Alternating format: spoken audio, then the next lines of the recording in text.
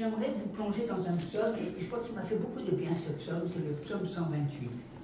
Parce que le psaume 128, il parle de votre vie, il parle de votre maison, de votre marche, de la crainte de Dieu. Il parle d'une table. Moi, j'aime bien parce que vous savez, à la table, eh bien, c'est souvent là qu'on voit les familles. Hein, on voit le mari, on voit la femme, on voit les enfants. La table est un endroit important hein, dans une maison.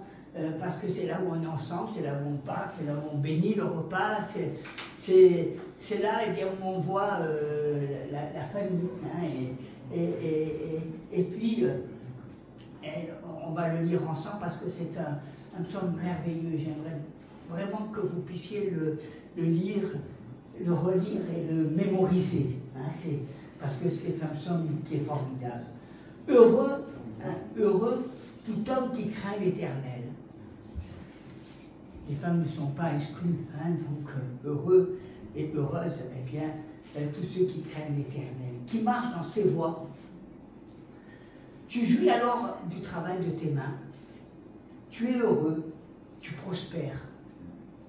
Ta femme est comme une vigne féconde dans l'intérieur de ta maison.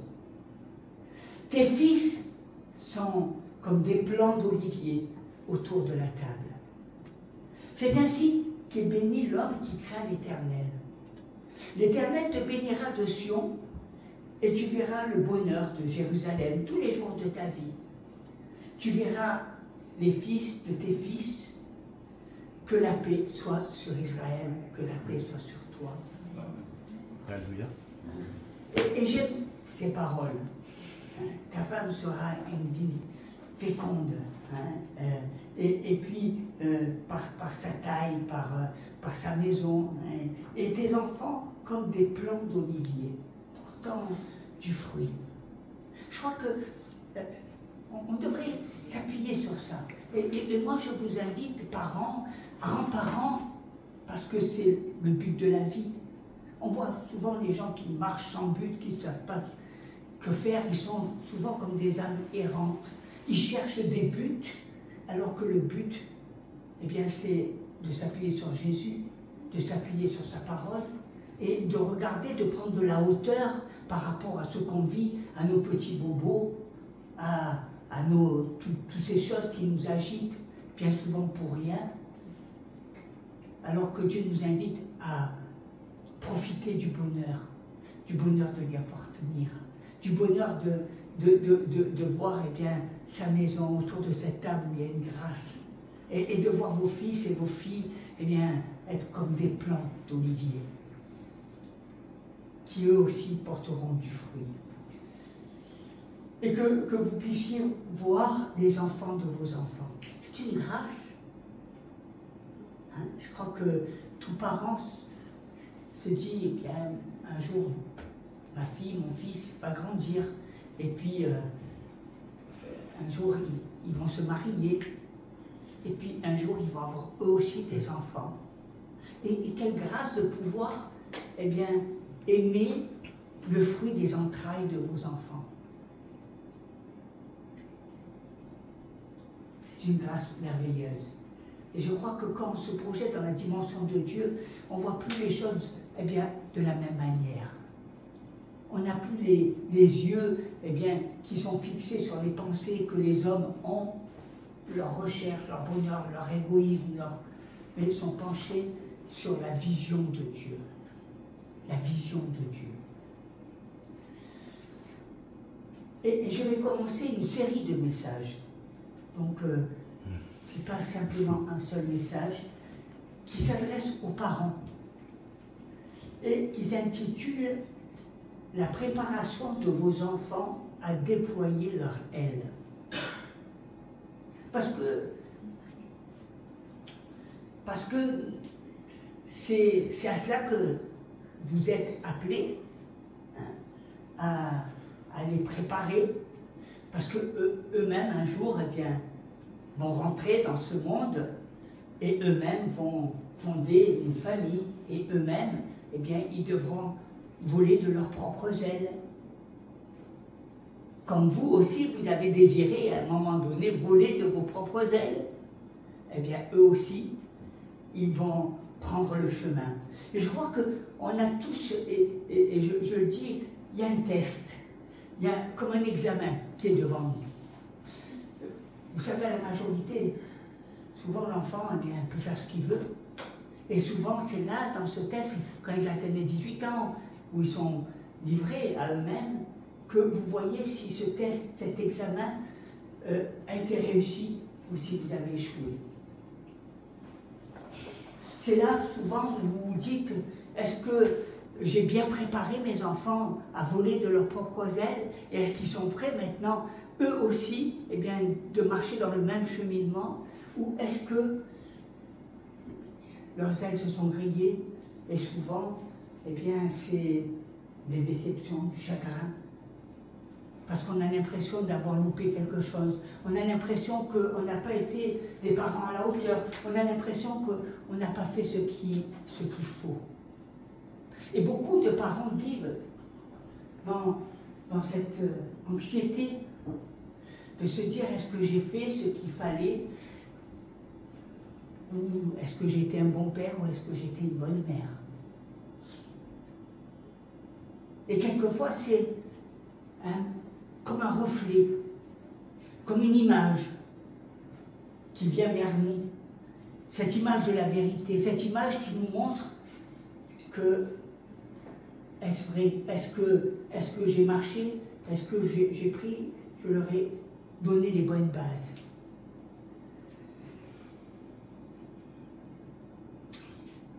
C'est vrai. Aujourd'hui, vous êtes avec vos enfants, ils sont jeunes, et tous les jours, vous êtes là à partager des moments. Vous pouvez avoir des moments de joie, de distraction, mais vous pouvez aussi avoir des moments où vous pouvez leur parler de la vérité, de la vie, de la parole, leur donner cette soif. Vous savez, les graines, quand elles sont plantées, elles sont semées, elles portent du fruit. Et si vous mettez, eh bien, de bonnes graines, vous verrez qu'il y aura beaucoup de fruits qui vont... Rien n'est... Les bonnes graines portent toujours du bon fruit. Et les enfants sont là, ils regardent et vous voient. Et vous êtes pour eux leur exemple. Et quelque part, pensez-y. Est-ce que mes enfants vont voler de leurs propres ailes à un moment donné? Est-ce qu'ils seront prêts à affronter la vie? Est-ce que je leur aurais donné l'essentiel, hein, la vérité? Souvent, on vit, hein, et je vois beaucoup de personnes qui me disent, tu vois, j'ai des regrets, j'ai des remords, j'ai pas été, j'ai pas été là au bon moment avec eux. Et puis, beaucoup de gens vont me dire, tu comprends, j'ai vécu des choses difficiles et mes enfants, ils ont vécu ces mêmes choses. Et puis, je me suis plaint de tout ce qui n'allait pas dans ma vie. Je leur ai fait porter, eh bien, mes poids. Il y a eu un divorce. Et c'est pas facile quand on passe par un divorce parce que les choses ne vont pas. Mais je voudrais vous dire une chose, que tout ça c'est des excuses, que tout ça c'est des prétextes. Parce que Jésus à la croix, il a tout apporté. Et vous avez qu'à aller vers lui. Arrêtez de chercher toujours des prétextes. Arrêtez toujours de vous plaindre. Arrêtez toujours de regarder ce que vous n'avez pas fait. Arrêtez de regarder toujours les choses imparfaites. Tout ça, c'est à amener à la croix. C'est l'ennemi qui va essayer de vous faire avaler toutes ces choses-là, qui va vous dire oui, mais.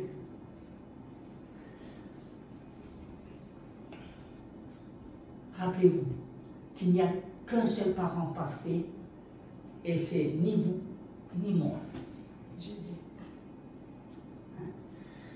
J'ai une bonne et une mauvaise nouvelle. La bonne nouvelle, eh bien, vos enfants ont besoin de parents parfaits. Et la mauvaise, eh bien, c'est que vous n'êtes pas parfait. Et la bonne nouvelle, c'est que nous avons un parent parfait pour chacun d'entre nous, pour nos enfants et pour nous-mêmes, et c'est notre Père Céleste. Alors, au lieu de regarder à vous, au lieu de regarder à ce que vous n'avez pas fait, au lieu de regarder à ce que vos imperfections ou à la situation dans laquelle vous avez éduqué vos enfants, vous ferez mieux de regarder au Père Céleste. Vous ferez mieux de regarder et de faire voir que vos enfants puissent regarder au Père Céleste. Parce que lui, il est parfait. Si toi, tu n'es pas parfait, lui, il est parfait. Et ce que tu as loupé dans ta vie, eh bien, c'est ton Père qui t'en a besoin. Et toi aussi, tu dois le chercher. Rien, eh bien, n'est terminé avec le Seigneur. Même si tu as le sentiment que tu as loupé ta vie, même si tu as le sentiment que tu es passé à côté, eh bien, avec tu as toujours un Père Céleste. Des fois, souvent, on remet toujours, et c'est fatigant. Mais tu comprends, c'est la femme que tu m'as mis à mes côtés, c'est à cause d'elle qui se passe ça, ou c'est le mari que tu m'as donné, c'est un bon à rien, ou arrêtez de chercher des prétextes. Arrêtez toujours de vous chercher des excuses. Arrêtez toujours de faire en sorte que c'est la situation qui vous amène à être, eh bien, un enfant de Dieu ou pas. Parce qu'un enfant qui s'approche du Seigneur, eh bien, lui, il s'approche d'un Dieu parfait. Et c'est le Seigneur qui nous rend parfaits. Et je crois que c'est important que vous puissiez prendre conscience de ces choses-là. Parce qu'on veut toujours jouer un rôle, chercher à être un bon parent, chercher à devenir un bon chrétien, chercher à vous appuyer sur Jésus, chercher à marcher selon sa parole, chercher, et vous verrez que quand vous aurez trouvé le Seigneur, alors vos enfants se porteront bien. Parce que c'est pour eux, vous êtes ces exemples. Et ne passez pas à côté, ne passez pas à côté parce qu'à un moment donné ou à un autre, vous allez dire, vos enfants prendront leur envol. Et vous allez, des fois, vous retrouver tout seul. Vous savez, souvent, pour les parents, ça paraît comme des traumatismes. Parce que, eh bien, ils voient leur maison se vider. Et ils perdent leur repère. Et quand vous avez préparé, eh bien, vos enfants à prendre leur envol, alors vous êtes heureux, bien heureux. Parce que votre vie n'est pas basée sur vos enfants, elle est basée sur le Seigneur. Des fois, les gens, ils ont placé leurs enfants tellement haut que, bien plus haut que le Seigneur lui-même, qu'ils n'ont plus de relation véritable avec Dieu. Leur Dieu, c'est leurs enfants. Ils sont prêts à faire n'importe quoi. Et quand leurs enfants prennent vol de leurs propres ailes, alors eux-mêmes, ils se retrouvent perdus. Ils n'ont pas fait le bon choix. On ne se sacrifie pas pour ses enfants.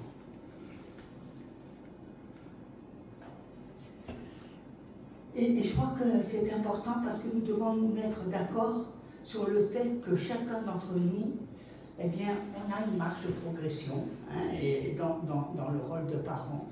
On n'est pas des parents parfaits, mais on va chercher à plaire à Dieu.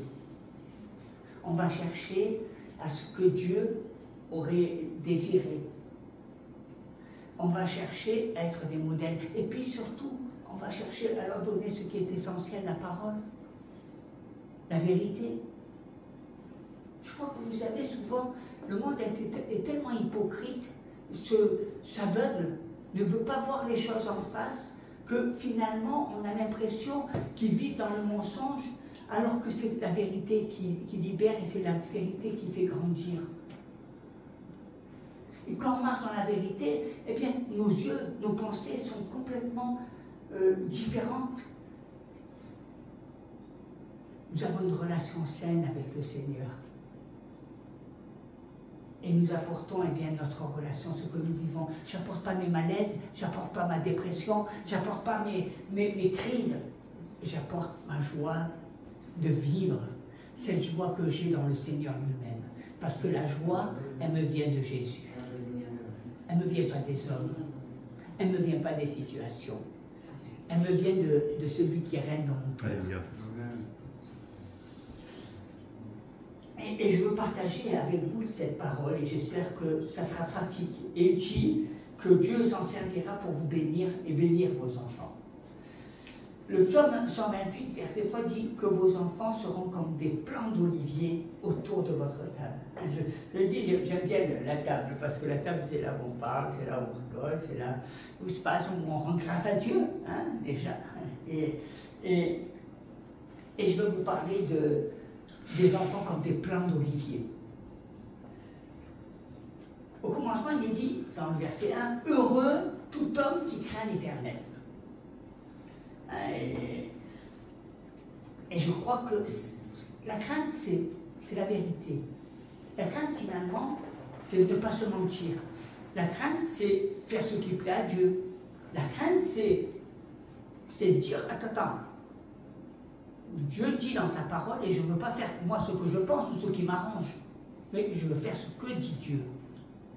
La crainte de Dieu, c'est quelque chose d'important, c'est quelque chose, c'est comme un guide, c'est mon tuteur, mon curseur, c'est celui qui me permet de tenir droit quand je marche dans la vie. Parce que si je ne marche pas, si je n'ai pas ce guide, je fais n'importe quoi, je suis mes impulsions, à un moment donné je vais me mettre en colère, à un autre moment je vais faire ça, parce que je n'ai pas ce tuteur, ce guide qui me permet d'avancer. Ce guide qui me permet, eh bien, jour après jour, de marcher, hein, de sentir que je ne fais pas n'importe quoi, je n'agis pas par coup de tête, je ne suis pas tantôt bien ou tantôt mal. Mon tuteur, il est là et il me permet de voir vrai, de ne pas me mentir. Parce que quand on se ment, et c'est facile de se mentir, eh bien, on ne voit plus les choses correctement. Et on est comme des aveugles. On n'est plus cohérent dans la vie. Parce que on agit des fois n'importe comment. Hein, et après on le regrette. Et je crois que ça c'est important parce que avant d'éduquer vos enfants, eh bien vous devez apprendre à vous éduquer. Ça commence par soi et ça dépend de votre relation, votre relation avec Dieu. Parce que elle n'est pas faite au travers de ce que vous venez dans des réunions de prière ou que vous venez le dimanche à l'église, comme des rituels, comme des choses qui sont faites. Non, elle est basée sur votre relation authentique, véritable avec le Seigneur Jésus. Et je crois que, n'oubliez pas que la relation que Dieu attend et même la position que Jésus veut avoir dans votre cœur n'est pas une position pas comme dans les livres où on dit non, c'est votre sauveur personnel. Il s'adresse à vous personnellement et il veut que la relation que vous avez avec lui ne soit pas une relation religieuse, intellectuelle ou autre, mais une relation personnelle. Comme vous avez une relation avec votre mari, ou comme vous avez une relation avec vos enfants. Et ça, c'est important d'avoir une relation avec Jésus. Et elle se base, parce que c'est que du bonheur d'avoir une relation avec Jésus.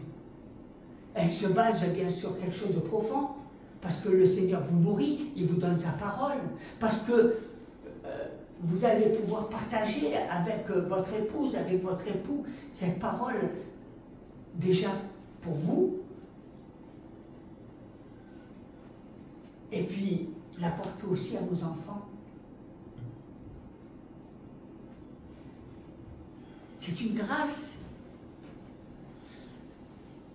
Souvent, je crois qu'il faut être authentique.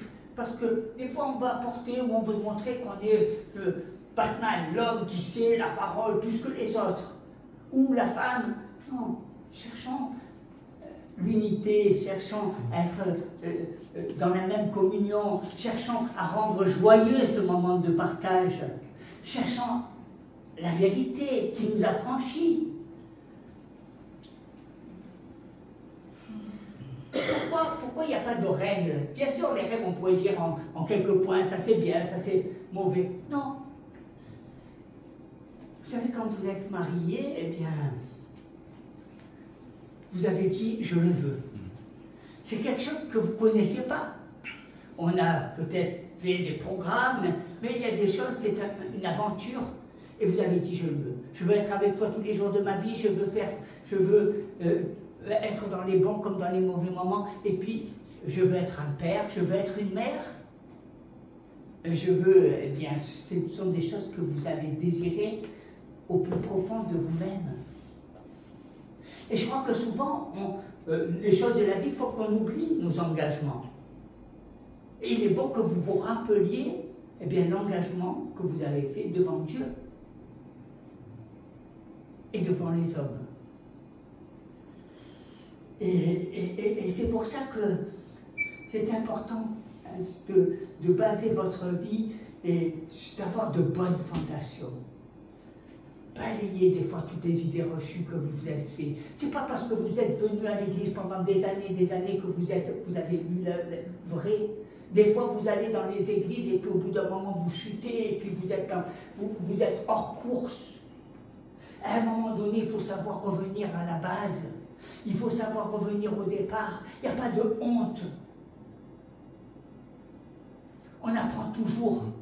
On apprend à revenir au lait spirituel. On apprend à revenir en s'humiliant nous-mêmes de peut-être avoir eu des pensées arrogantes, orgueilleuses.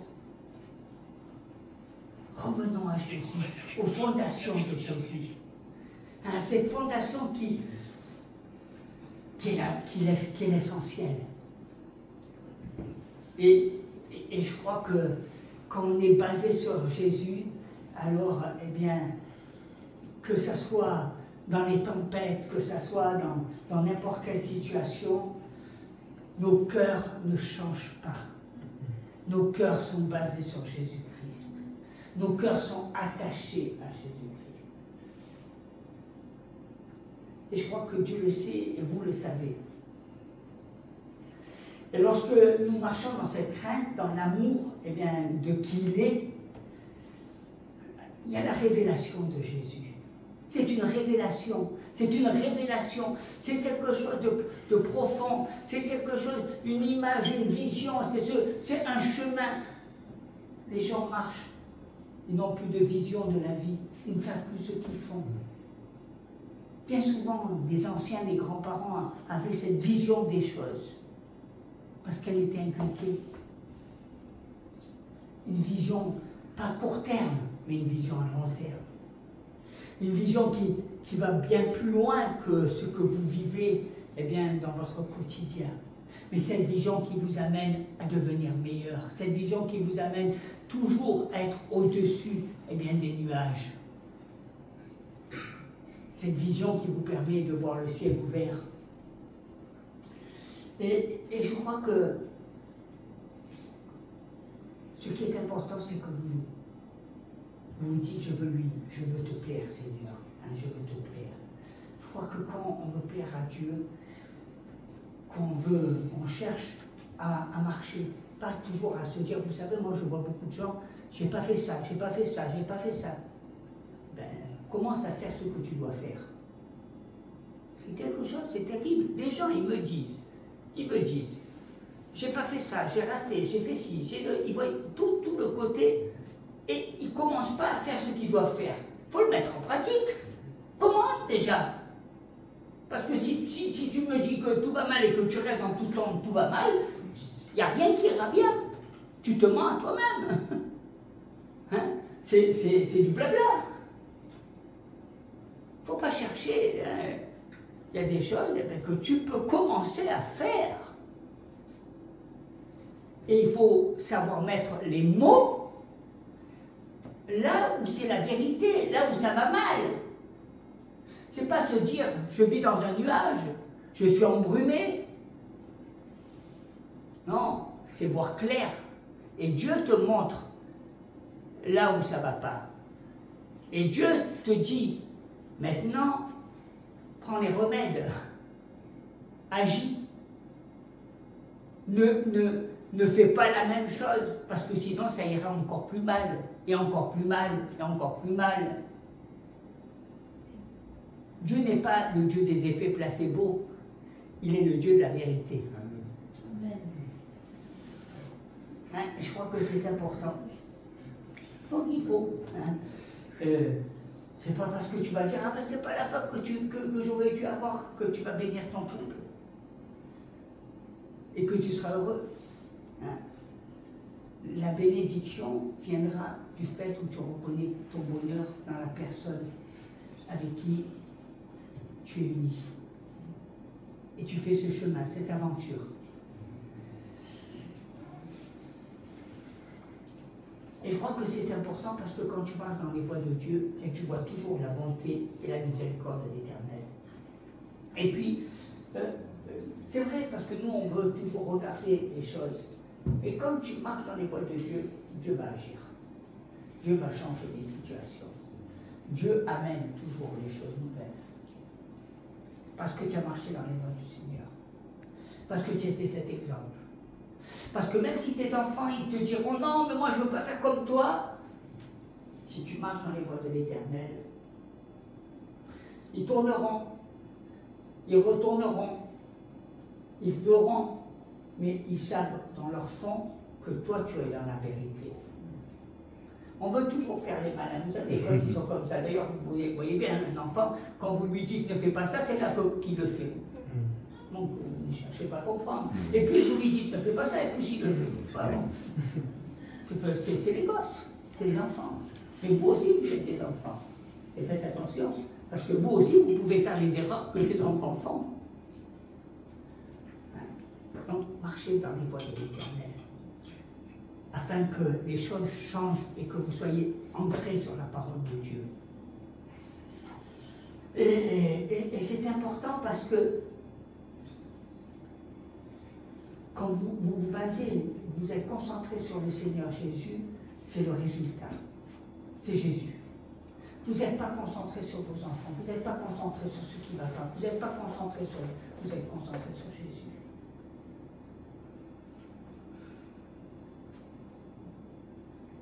Ça change. Nous, on est toujours concentrés sur les enfants. Oh, mais tu comprends, il faut que je... souvent, vous voyez, quand vous voyez des jeunes parents, c'est incroyable quand les parents sont jeunes, on a l'impression qu'ils sont stressés, qu'ils sont angoissés.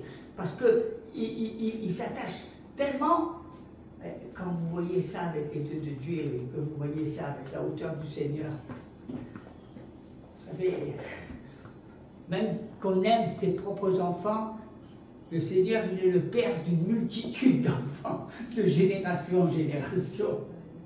Et en fait, leur destinée, elle est entre les mains de Dieu, et elle n'est pas entre vos mains. C'est vrai.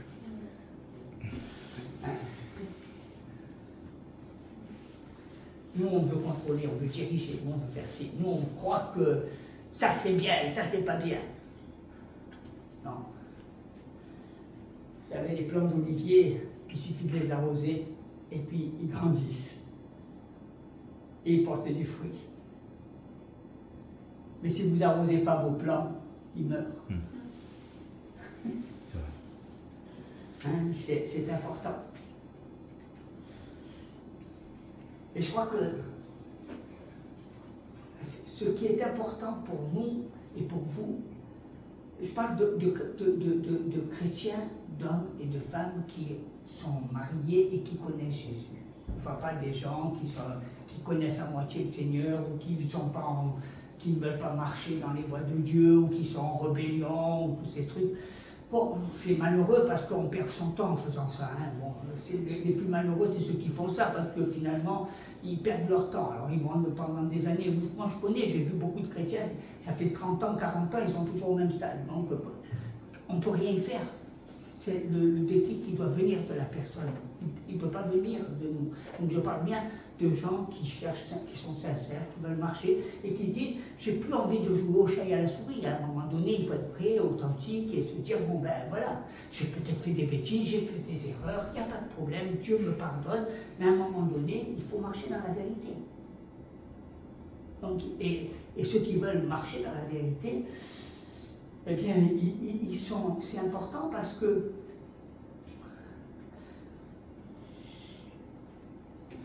ce qui est pour vous, votre objectif, et je crois que c'est d'avoir une famille forte et en bonne santé. Donc d'avoir un couple fort, basé sur le rocher, et qui soit en bonne santé spirituelle. Et c'est la meilleure des choses. Parce que si vous ne vous basez pas sur ça, eh bien, vous allez toujours être clopin. Mais si vous cherchez eh bien, à avoir une famille eh bien, forte, saine, d'avoir une âme forte et saine, parce que si vous êtes toujours un jour ça va, un jour j'en ai marre, un jour ceci, toujours fluctuant, vous ne portez pas. À un moment donné, il faut balayer tout ça, il faut enlever toute la poussière, il faut enlever tout ce qui est sale, apporter tout ça à Jésus et commencer à se dire maintenant, je vais marcher vraiment dans les voies du Seigneur et je vais aimer mon mari tel que je l'ai dit devant les hommes, devant Dieu et je vais privilégier ma famille, mon couple. Plutôt que de chercher les défauts des uns et des autres. Et si vous amusez à ce jeu-là, il y aura toujours des défauts. Mais ça ne vous portera rien de bon. Mais lorsqu'à un moment donné, eh bien, vous voulez être constructif et que vous voulez sortir de toutes les blessures, de toutes les douleurs, de toutes les tragédies, eh bien, il vous suffit de les apporter à Jésus et c'est lui qui s'en occupe. Et de dire maintenant, je suis un homme neuf, une femme neuve. Ne pas vous laisser submerger par toujours ces choses, mais qui vous hantent. Mais de faire ce que vous pouvez faire. Aimer, chercher l'unité, chercher... Le monde est souvent divisé, vous voyez, que ce soit en politique, que ce soit... La rébellion, elle est de partout. Mais les gens ont rien compris parce que la rébellion amène la division. Mais si vous cherchez l'unité, ben vous verrez que vous allez l'obtenir et ça va marcher et vous porterez du fruit. Quel exemple que vous pouvez donner à vos enfants quand vous êtes en rébellion? Une femme qui montre qu'elle n'aime pas son mari et qu'elle se dispute devant ses enfants. Est-ce que c'est une image que Dieu agrée? Non. Vous faites du mal à vos enfants et vous leur donnez un mauvais exemple de ce que Dieu voudrait, parce que le mariage est un don de Dieu. Et je crois que c'est vrai. Et je suis convaincu que cela existe si on le veut. Au lieu de se plaindre et de sortir les mouchoirs et de se dire que ça ne marche pas. C'est pas vrai. Arrêtez de dire des mensonges. Arrêtez d'écouter le diable. Écoutez Dieu.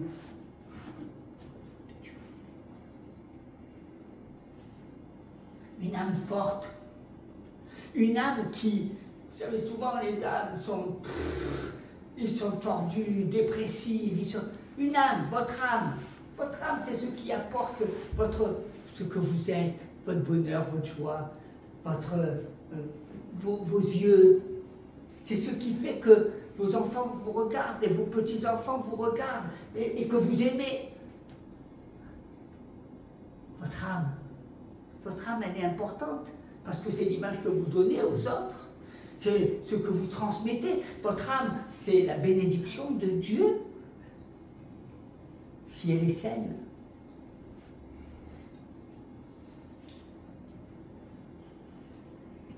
je crois que c'est important d'apporter, hein, de veiller à ce que votre famille soit bien arrosée.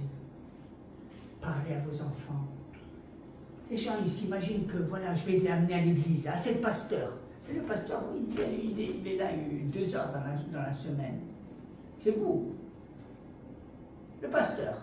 J'amène, ça y est, je me suis déchargé. Tu comprends, j'ai amené mes enfants à l'église. Ah, c'est pas l'église. Ta famille, c'est une église, c'est toi l'église. C'est pas un bâtiment.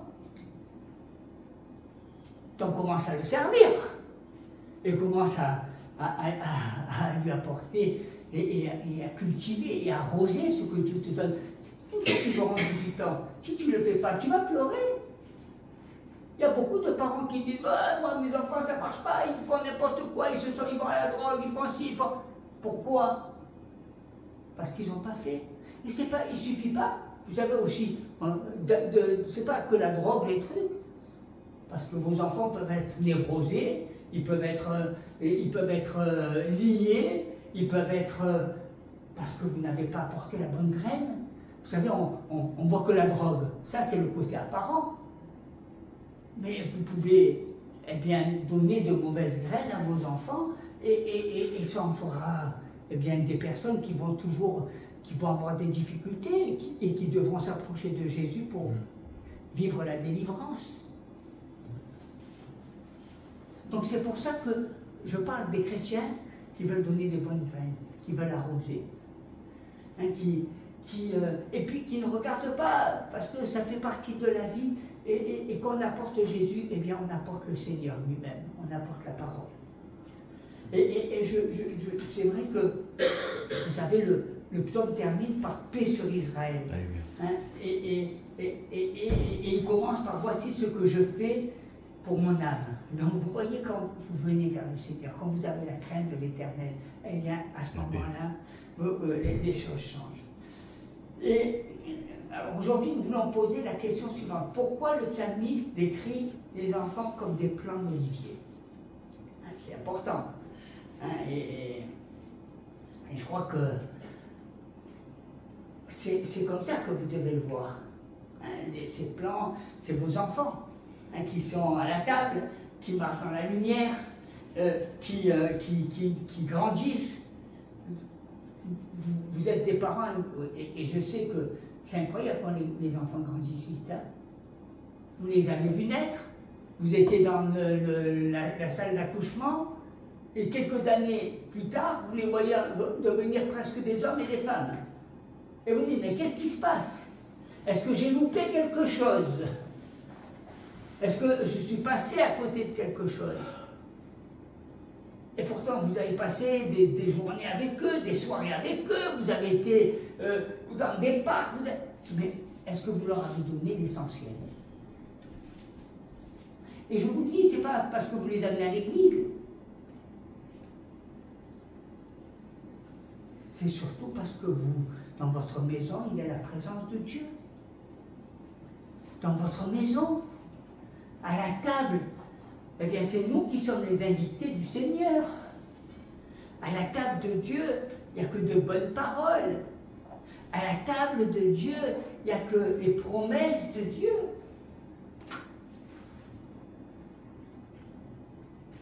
À la table. Hein? Et je crois que c'est toujours, hein, vous savez, c'est une maison, je crois, quand on voit sa famille, moi j'ai des souvenirs de ma maman, tout ça, et de mes frères, mais c'est toujours autour de la table qu'on se retrouve, et c'est toujours, quand on ne s'est pas vu longtemps, et bien qu'on se revoit, c'est toujours autour de la table. Et c'est là même où on voit que des fois, les enfants, qu'on n'a pas trop grandi, parce que des fois, on voit toujours les mêmes chamailleries, les mêmes discussions, les mêmes... hein? 20 ans après, on a l'impression qu'on a encore des enfants et qu'on n'a pas changé. Non, à cette table de Dieu, il y a la présence du Seigneur. Et je crois que c'est ça qui est important. C'est important. On va simplement aborder un point, on verra d'autres points par la suite, mais qui vont vous permettre d'aider vos enfants, hein, de les amener à prendre leur envol. Et je dis ça en me réjouissant, parce que c'est une grâce de Dieu, parce qu'eux-mêmes ils vont fonder. Moi je suis heureux de voir toutes les fils, et je vois même des fils spirituels, ils ont une famille, ils sont encore, et merci Seigneur. Et c'est ça l'Église, c'est de voir cette famille qui grandit, c'est d'avoir ce privilège de voir ses enfants et ses petits-enfants, c'est extraordinaire. Vous imaginez cette grâce que Dieu nous donne de voir et qui vous donne à vous aussi, dans l'Église chrétienne, de voir bien, les enfants de vos frères et sœurs en Christ, qui ont des enfants, qui vont se marier. Hein, et quand moi je me rappelle du petit Lavinia qui avait à peine 5-6 ans, et puis maintenant il a un homme, et puis il a une épouse, et puis demain il va avoir des enfants. Est-ce quelle grâce? C'est ça les choses de la vie, c'est ça qui est important. Hein, c'est ça qui est important. Et je crois que si vous prenez conscience de la réalité, ce que les parents avaient, cette notion de père, de fils et de petit-fils, de génération en génération, c'est ça la vie. C'est pourquoi vous êtes venus sur cette terre. Vous êtes des instruments qui donnaient la vie à d'autres personnes et qui eux-mêmes, eh bien, à leur tour, donneront la vie, ce don de Dieu. Et je crois que c'est pour ça qu'on doit veiller, veiller, je dirais, à nous, à notre corps, physiquement. Si vous mangez mal, si vous ne faites pas d'activité, si vous ne prenez pas soin de vous, eh bien, vous ne pourrez pas avoir vos petits-fils.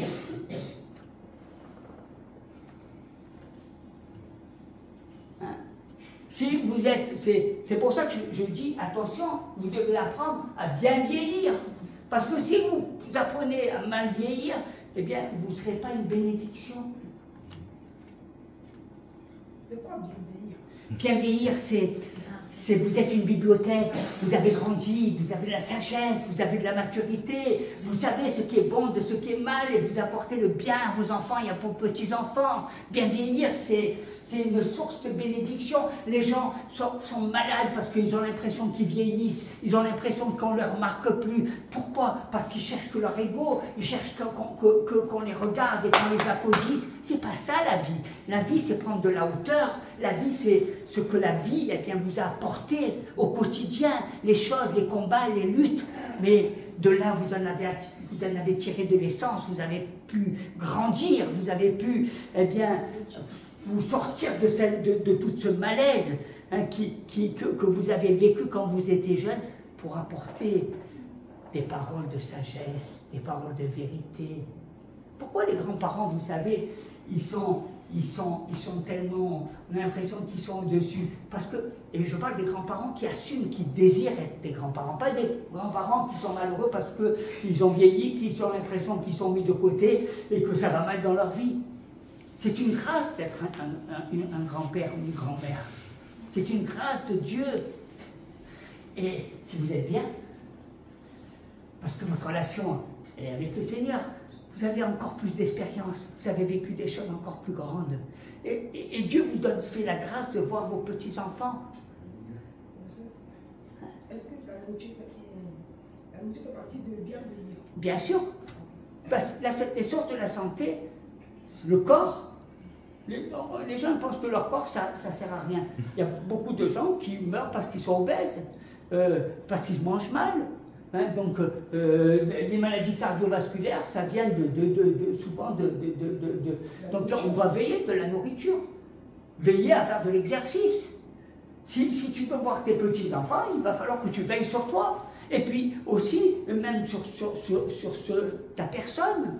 Parce que, il y a des gens qui ne prennent pas soin. On a l'impression qu'ils ont 50 ans, on a l'impression qu'ils ont 90 ans. Il faut prendre soin de ça. Ça dénote. Vous savez, ça dénote quand vous avez quelqu'un qui aime se faire belle, qui prend soin d'elle. Parce que c'est une marque de, je dirais, de veiller à ce que je vieillisse bien, je veux donner une belle image de moi, et ce n'est pas simplement une belle image, c'est ce que je vis au-dedans de moi. Parce que ce que je vis est le reflet de ce que je suis. Donc, attention, c'est quelque chose qu'on doit apprendre, hein, à bien vieillir. Souvent, je vois beaucoup de gens qui ne sont pas épanouis, qui sont... alors que, on ne comprend pas, ils ont tout pour être heureux. Mais pourquoi? Parce que dans leur tête, ça ne marche pas. Pourquoi? Parce qu'ils sont focalisés sur eux-mêmes et ils n'ont pas cette relation avec Dieu où ils ont pris de la hauteur et où ils se sentent dans la grâce de Dieu. C'est une bénédiction. Vous savez, je n'ai pas le sentiment d'être à l'écart de la vie, je n'ai pas le sentiment d'être à l'écart dans ma relation. Non. Je prends du recul. Je prends de la hauteur. Hein? Et au contraire, je prends de la distance. Je prends de la distance, il faut savoir prendre la distance. Vous savez, un enfant, il faut qu'il prenne ses ailes et qu'il s'envole. Si vous ne prenez pas de la distance vis-à-vis de vos enfants, vous serez toujours malheureux. Parce que vous serez insatisfait, parce que votre vie, elle n'est pas basée sur Jésus, elle est basée sur vos enfants. Faites attention. Notre vie, elle n'est pas basée sur les enfants. Les enfants ne vous appartiennent pas. Dieu vous les a prêtés pour un temps. Et vous devez les préparer à ce qu'ils fassent eux aussi leur vie et qu'ils s'envolent. Et vous devez désirer le meilleur pour eux, les encourager, les aider, afin que, eh bien, leur donner des rêves de Dieu. Parce que c'est là que les rêves de Dieu vont se réaliser. On cherche toujours ces rêves à soi. Donnez vos rêves à vos enfants. Et vous verrez que eux, eh bien, les porteront. Je crois que c'est apprendre à bien vieillir, c'est être épanoui, c'est être bien dans sa peau, bien dans son âme, bien dans ses pensées. Âme, corps et esprit.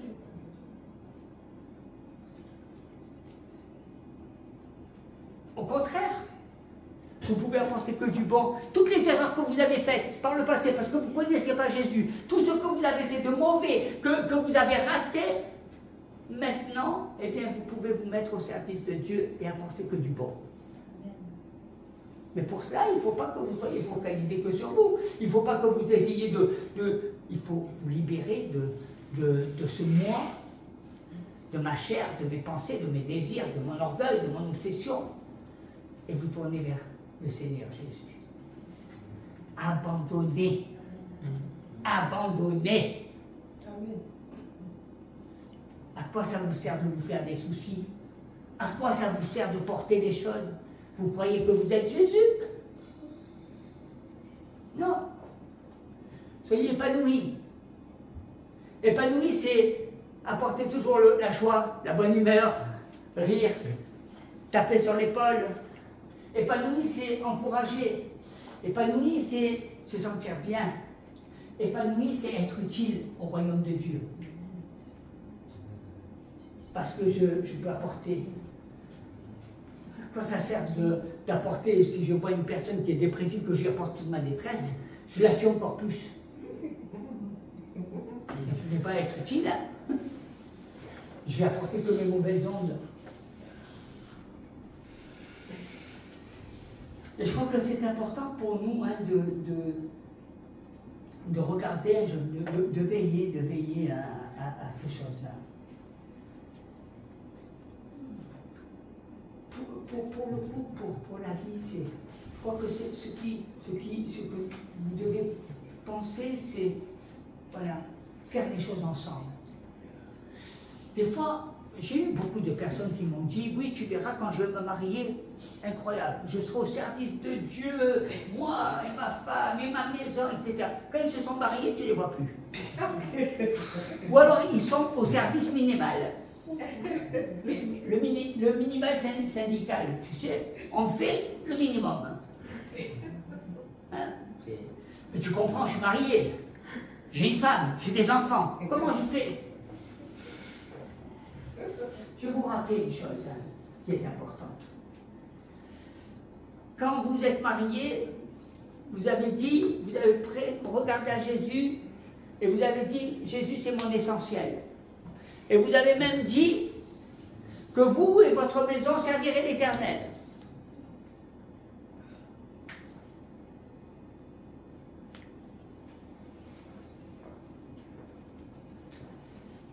Quand je me marie, je crois que vous devez revenir à ces paroles, aux choses essentielles, à la vie. Quand vous êtes marié, que vous avez dit oui, vous avez dit oui à Jésus. Vous avez dit oui, nous te servirons. Oui, tu es notre essentiel. Oui, oui, ma vie est basée sur toi.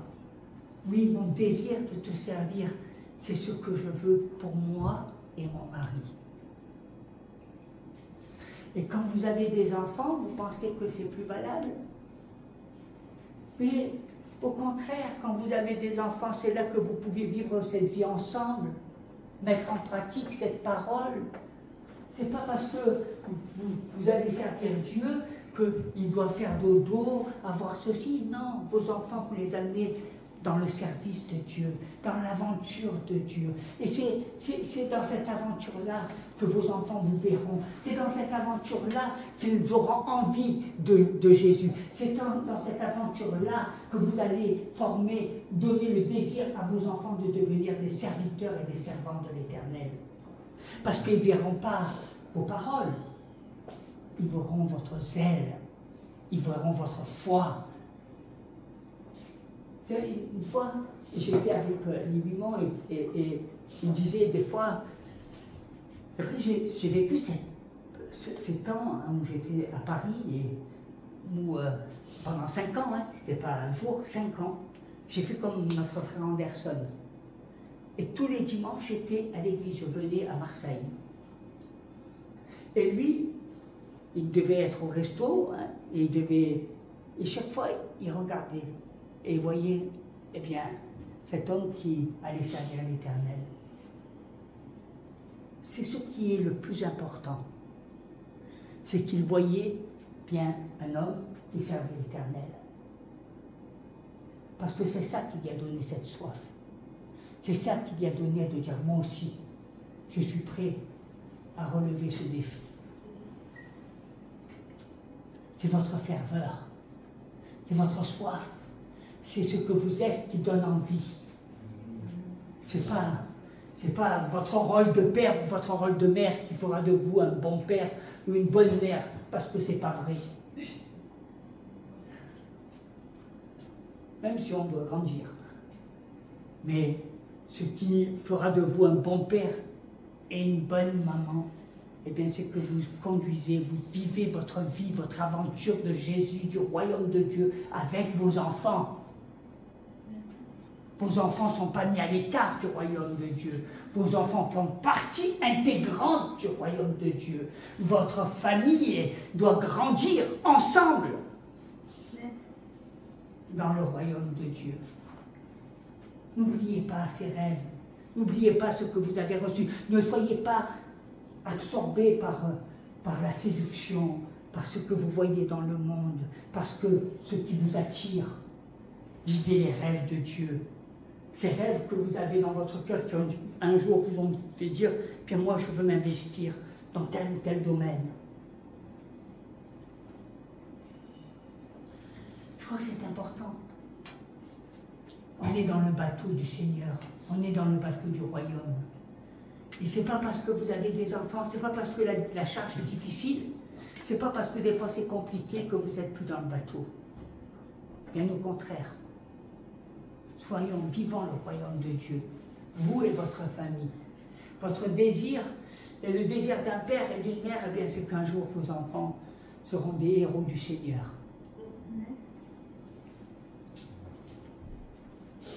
Et vous devez apporter cette soif, cette envie.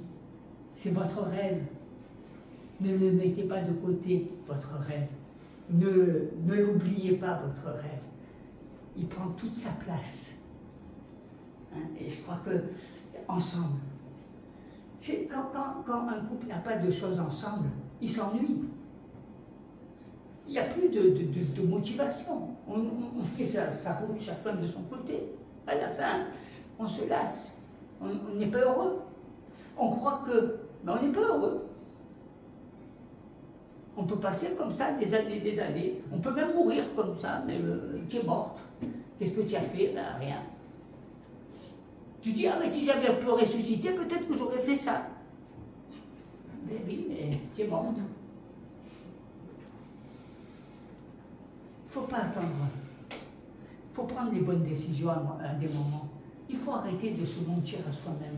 Il faut, vous voyez, quand on retarde les choses, quand on retarde les échéances, quand on se dit, mais non, on ne va pas se dire, on croit, on ne veut pas faire de vagues, on ne veut pas avoir de disputes, etc. Je ne vous demande pas de vous disputer. Je vous demande de vous mettre à table et de vous poser les bonnes questions. Je vous demande de parler comme des personnes sensées, réfléchies, c'est pour votre bien. Je ne vous demande pas de faire des choses que vous ne savez pas faire. Je vous demande de vous mettre et de parler, d'ouvrir votre cœur. C'est compliqué d'ouvrir son cœur à sa femme ou à son mari, c'est compliqué d'ouvrir votre cœur à vos enfants, c'est compliqué d'entendre vos enfants vous ouvrir leur cœur. Vous voulez vivre une vie superficielle, que d'apparence, où finalement, eh bien, vos enfants n'ont qu'une chose, c'est avoir leur majorité et partir de la maison. Et vous dire, tu es presque plus mon père ou ma mère. C'est ça que vous voulez? Non. Pourtant, c'est ce que le monde vit. Alors vous qui êtes des croyants, ne vivez pas les choses du monde. Parce que vous êtes appuyés sur le Seigneur. Hein, je crois que ce sont des choses qui sont... Moi, je dis, une chose aussi qu'on apprend, c'est qu'on est... Je disais souvent, les jeunes parents, ils sont là, ils sont anxieux, ils ont les heures, ils ont ceci. Alors, c'est vrai. Quand les grands-parents, on s'occupe que des bons côtés des choses. Mais l'avantage d'un grand-parent, c'est qu'il ne voit pas les défauts. Il aime les personnes pour ce qu'ils sont. Il n'aime pas les personnes pour ce qu'ils doivent être. Les parents, ils cherchent toujours à ce que leur enfant soit comme ça, ce qui est bon. Les grands-parents, ils ne cherchent pas, ils cherchent simplement à aimer la personne et à apprécier la personne pour ce qu'elle est. C'est ce que Dieu fait pour nous. Et des fois, il faut sortir un petit peu de ce stress qui empoisonne, qui fait qu'on est stressé. Prendre un peu de hauteur. Appréciez vos enfants pour ce qu'ils sont. Et vous verrez qu'ils vont grandir. Comme des plants. Ils ont besoin d'eau. Ils ont besoin de la parole. Et c'est la parole qui va les faire grandir. Alléluia, on va s'incliner dans la prière et bien sûr on continuera ce message, mais c'est important dans votre tête de voir les choses. Je pense que c'est les bases d'aider vos enfants à grandir et à devenir des hommes et des femmes, et puis qui puissent s'envoler et fonder à leur tour bien, une maison fondée sur le rocher des siècles, sur Jésus. Alléluia. Seigneur, merci pour tes enfants, pour cette nouvelle saison. Seigneur, ce sont des choses essentielles parce que malheureusement, on voit tellement de choses dans notre société, avec tellement de désarroi, tellement d'enfants qui n'ont pas pu prendre leur envol ou qui ont été marqués par les choses de la vie. Alors que Seigneur, eh bien, je te demande déjà de former les parents, de leur donner de prendre conscience qu'ils doivent aider leurs enfants un jour à prendre leur envol. Et que cet envol, eh bien, soit basé sur le Seigneur, sur ce que Dieu veut. Et que chacun, quelle grâce de voir eh bien, ces enfants qui sont dans le Seigneur, qui sont ancrés dans le Seigneur. Alors merci, parce qu'il n'y a pas de parent parfait. Il y a un Dieu qui est notre Père et qui lui est parfait. Et c'est vers lui que nous devons aller. Et c'est vers lui que nous devons chercher bien la sainteté dans notre âme, dans notre esprit et dans notre corps. Dans le nom de Jésus. Amen. Amen. Amen.